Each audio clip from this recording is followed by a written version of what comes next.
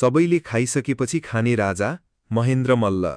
एक समयको कुरा हो, काठमाडौँ उपत्यकामा मल्ल वंशको शासन चलिरहेको थियो। ती दिनमा राजा महेन्द्र मल्ल एक प्रसिद्ध, न्यायप्रिय र प्रजाप्रेमी राजा थिए। एक दिन राजा महेन्द्र मल्ल सधैँझै आफ्नो भेष बदलेर नगर घुम्न निस्के।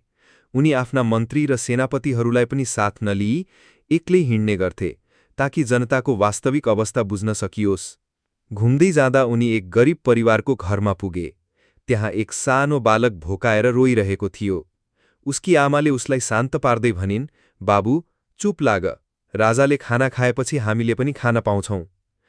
यो कुरा सुनेर राजा अचम्मित भएर सोधे, "किन आमा, राजाले खाना खाएपछि मात्र किन खान पाउने?" महिलाले दुखी हुँदै भनिन्, "हाम्रो देशमा एउटा चलन छ, जब राजाले खाना खान्छन् तब मात्र सबैले खाना खान पाउँछन्। त्यसैले हामी सबै राजाले खाना खाउन्जेल पर्खिरहेका छौं।" यो कुरा सुनेर राजाको मनमा ठूलो चोट पुग्यो। उनले सोचे, मेरो कारणले मेरी प्रजा भोकाएकी छ, यो कस्तो न्याय हो। उनले तुरुन्तै आफ्नो दरबारमा फर्किए र एउटा महत्त्वपूर्ण घोषणा गरे, "आजदेखि म तबसम्म खाना खादिन जबसम्म मेरा सबै प्रजाले खाना खाइसक्दैनन्।"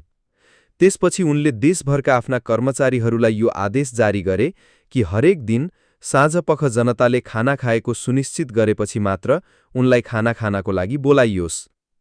यो आदेशको पालना गर्नका लागि नगरका टोलटोलमा कर्मचारीहरू खटाइए।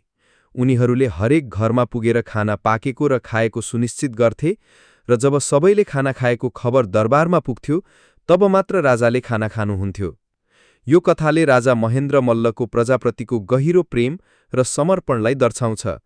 उनी एक असल शासक थिए, जसले आफ्नो व्यक्तिगत सुखसुविधाभन्दा जनताको भलाइलाई प्राथमिकता दिए।